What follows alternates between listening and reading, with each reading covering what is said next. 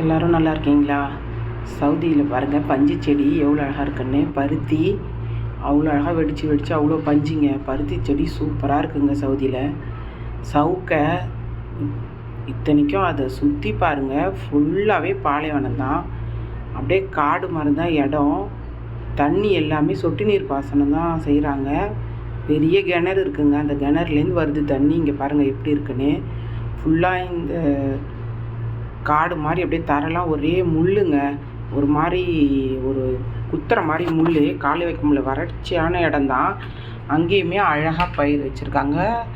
சூப்பராக இருக்குது. பெரிய கிணறுங்க. எனக்கு அந்த கிணறுக்கிட்ட பயமாக இருந்துச்சு போக, அதனால் நான் பிடிக்கல வீடியோ.